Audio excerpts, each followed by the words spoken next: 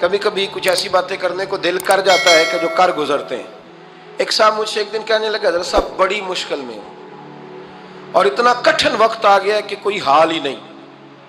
میں نے ان سے کہا کہ اپنی اماں سے دعا کراؤ، مسئلہ ٹھیک ہو جائے گا۔ کہنے لگا اماں تو انتقال کر گئی۔ تو میں نے کہا بہن سے دعا کراؤ۔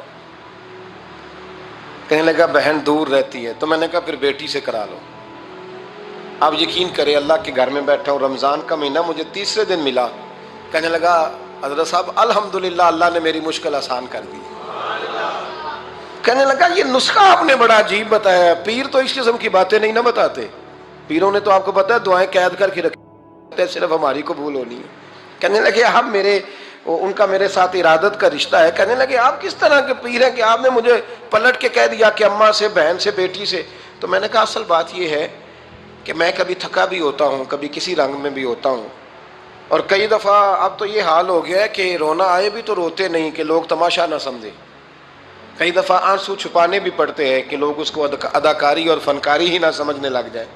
تو میں نے کہا یہ جو بیٹی ہوتی ہے نا، یہ جو بہن ہوتی ہے، یہ جو ماں ہوتی ہے، اس کو اشارتاً بھی آپ کان میں کہہ دینا مشکل میں ہوں تو یہ رات کو رو رو کے مصلی بھگو دیتی، یہ رو رو کے دعا مانگتی ہے بیٹے کے لیے، بھائی کے لیے، باپ کے لیے۔ اس کا رنگ ہر بیٹی پیار کرتی ہے، اور یقین کریں کہ کلیجہ ٹھنڈا ہو جاتا ہے جب بیٹیاں چھاتی پہ لیٹتی ہیں تو لطف آتا ہے کہ اللہ کریم نے اس ننھی سی کلی میں کیا ٹھنڈک رکھی ہے کہ سارے دل کا جو ہے بوجھ اس نے ہلکا کر دیا۔ تو بتائیے پھر میرے نبی پاک کی شہزادی کی حضور سے محبت کتنی ہوگی۔ چھوٹی سی عمر تھی حضرت فاطمہ کی جب حضرت خدیجہ وصال کر گئیں، تو کسی نے کہا فاطمہ سب سے پہلے گھر سے کب نکلنا ہوا؟ تو بخاری مسلم میں حدیث ہے، اللہ کے نبی نا بیت اللہ شریف کے سامنے سجدے میں تھے تو ابو جہل کو شرارت سوجی، شرارت۔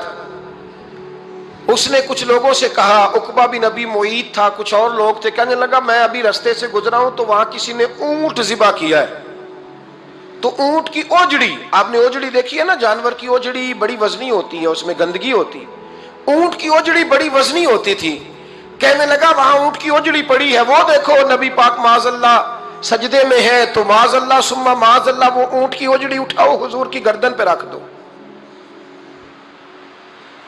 تھوڑا سا مشکل سے جمعہ پڑھنا پڑ جائے نا، اور تھوڑا سا مشکل سے پڑھانا پڑ جائے تو ہم دین کے بہت بڑے خدمت گزار بن جاتے ہیں۔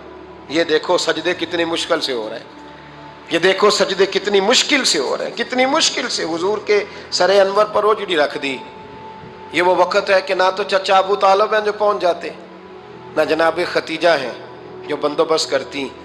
تو کسی نے نا جناب ختیجہ کے دروازے کے سامنے منہ کر کے کہا کہ محبوب کے گھر والوں حضور کے سر اقدس پر اوجڑی رکھ دی ہے کسی نے، اور حضور سر اقدس اٹھاتے ہیں تو تکلیف محسوس کرتے ہیں۔ جناب فاطمہ کہتی ہیں پہلا دیہڑا تھا جب میں چہرے پہ کپڑا ڈال کے نا تو اپنے بابا کے لیے نکلی، فرماتی پہلا دن تھا، میں حرم کعبہ میں پہنچی، حضور کو سجدے میں دیکھا تو چھوٹے چھوٹے ہاتھوں سے میں نے اوجڑی نیچے گرائی، حضور بولے کچھ نہیں، نہ میں نے کوئی بات کی، میں نے حضور کی انگلی کو تھاما اور میں کنویں پہ لے آئی، حضور بھی نہیں بولے، جناب سیدہ فرماتی میں بھی نہیں بولی، حضور بیٹھ گئے اور میں کنویں سے پانی نکالنے لگی، میں حضور کی زلفیں دھوتی جاتی اور حضور روتے جاتے، زلفیں دھوتی جاتی اور حضور روتے جاتے۔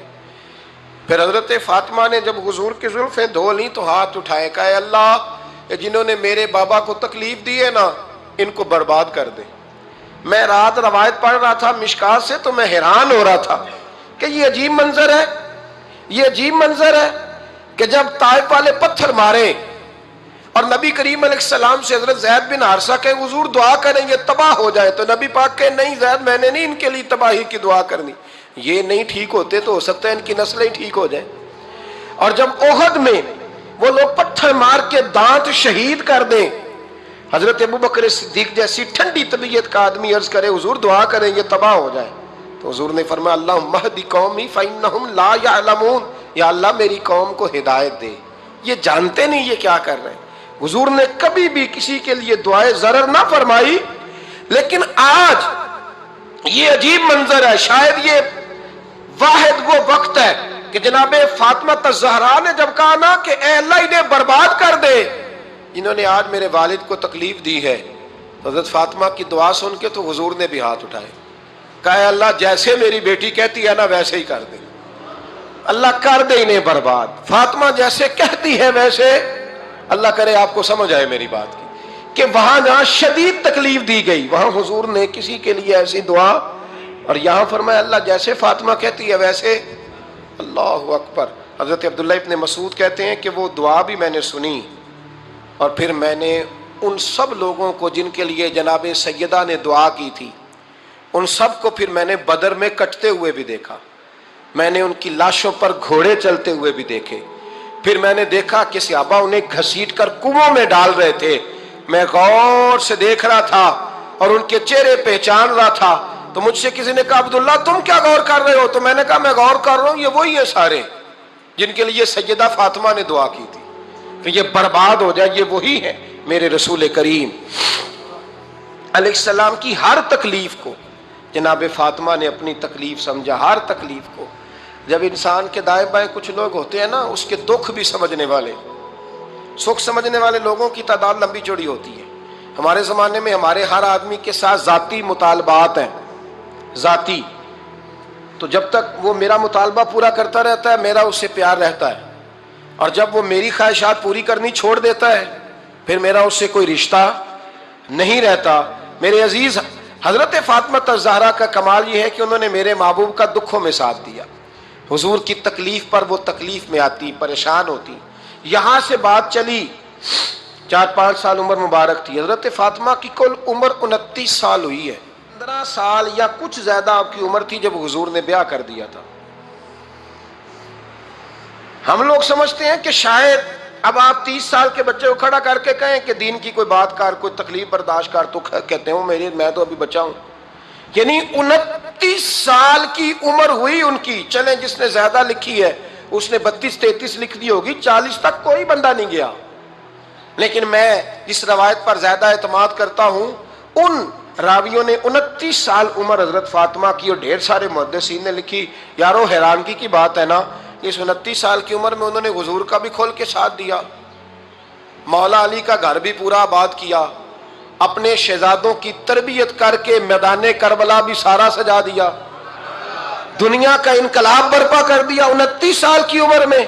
کام کرنا ہو تو سال تھوڑے بھی بڑے ہوتے، اور نہ کرنا ہو تو پھر تو 80 سال کے بچے بھی میں نے دیکھے ہیں۔ ایک حدیث کے راوی مولا علی شیر خدا ہے، امام صاحب بھی نے لکھی ہے، نبی پاک نے نا دین کے لیے بڑی مشقت کی، جد و جہد کی۔ حضرت فاطمہ چھوٹی عمر سے دیکھتی آ رہی تھی حضور کو کام کرتے۔ حضور کی عادت مبارکہ تھی جب سفر پہ تشریف لے جاتے تھے تو سب سے آخر میں سیدہ فاطمہ کے گھر جاتے، واپس آتے تو سب سے پہلے سیدہ فاطمہ کے گھر جاتے۔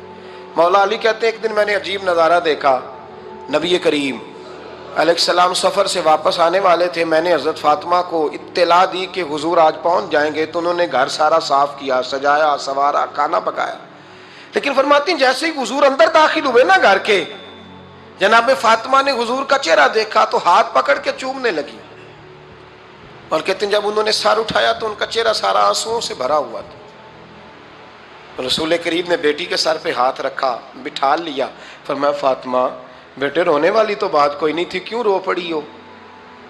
تو عرض کرنے لگی محبوبہ میں بچپن سے دیکھ رہی ہوں، محنت کرتے، جد و جہد کرتے، مشقت کرتے، یا رسول اللہ آج آپ آئے ہیں تو آپ کے چہرے پر تھکاوٹ کے آثار ہیں، حضور وجود تھکا ہوا ہے۔ یا رسول اللہ میں نے ساری زندگی آپ کو کام کرتے دیکھا ہے، مدینے والے حبیب مجھے بتا تو صحیح کام کب تک کرنا ہے؟ کوئی وقت آئے گا جب آپ کی کمر بھی بستر سے لگے، کوئی ٹائم آئے گا آپ گھر میں بیٹھیں من پسند غذائیں کھائیں، حضور کب تک یہ جد و جہد کرنی ہے، کب تک یہ کام ہوگا؟ جناب فاطمہ فرماتی ہیں حضور نے میرے آنسو پونچھے۔ مولا کائنات شیر خدا فرماتے ہیں نبی کریم علیہ السلام فرمانے لگے فاطمہ تیرے باپ کی ڈیوٹیاں بڑی زیادہ ہیں، جب تک دنیا کے آخری کونے تک دین نہیں پہنچ جاتا، اور جب تک اینٹیں اور پتھر بھی میرے دین کا پیغام سن نہیں لیتے اتنی دیر تک تیرا باپ جد و جہد کرتا ہی رہے گا۔ یہ بڑا مشکل کام ہے، یہ دین کا سفر، یہ دین کی جد و جہد، یہ دین کی تھکاوٹ آپ اپنی مرضی نہیں کر پاتے. لوگ اپنی مرضی کے ساتھ جی نہیں پاتے جو اس رستے کے مسافر ہوتے ہیں. وہ دین کی پراپرٹی ہوتے ہیں، انہیں دین کے مطابق چلنا پڑتا ہے. تو جناب فاطمہ نے وہ سارے رنگ دیکھے رسول کریم علیہ السلام کی حیات مبارکہ کے. پھر یہ ساری کیفیت جب دیکھی نا کہ حضور اتنی محنت کرتے ہیں، تو پھر جناب فاطمہ کو میرے نبی کی امت سے پیار بڑا ہو گیا صلی اللہ. سمجھیے گا اس بات کو، امت مسلمہ سے حضرت فاطمہ کو بڑا. امام حسن کہتے ہیں میری اماں سارے کام کرتی تھی گھر کے. اب تو شہزادے ہیں نا ہمارے بچے، کام اور بچی، یعنی بچی میکے سے واپس آتی ہے تو سب سے بڑا دکھڑا یہ سناتی ہے کہ وہ کام بڑا کراتے ہیں. یہی ہے نا دکھڑا؟ ہاں نہ تو کریں. سب سے بڑا دکھڑا کیا ہے؟ پتہ نہیں کیا کراتے ہوں گے، ہال نہیں چلوا لیتے کہیں، یا کچھ چکی نہیں پسوا لیتے، پتہ نہیں کون سا ایسا کام ہے. اور آپ ناراض نہ ہو جانا، میں بھی بیٹی کا باپ ہوں، میں بھی بہنوں کا بھائی ہوں، میں بھی اس بات کو سمجھتا ہوں. لیکن ایک بات ذہن میں رکھنا کہ یہ بات نہیں ہے کوئی کرنے والی کہ سارے بچی کے ماں باپ جمع ہو کے پہنچ جاتے ہیں ہماری بچی جی کام بڑے کرتی ہے. مثلاً کیا کرتی ہے؟ کیا کرتی ہے وہ؟ آؤ میں بتاؤں میرے مصطفیٰ کی بیٹی کیا کرتی تھی. میں نے سینکڑوں دفعہ یہ بات کی ہے اور میرا دل کرتا ہے روزانہ کروں، پھر کرتا ہوں. دنیا میں کوئی اتنا غریب ہے جس کی بیٹی اتنا کام کرے کہ ہاتھوں پہ چھالے پڑ جائیں؟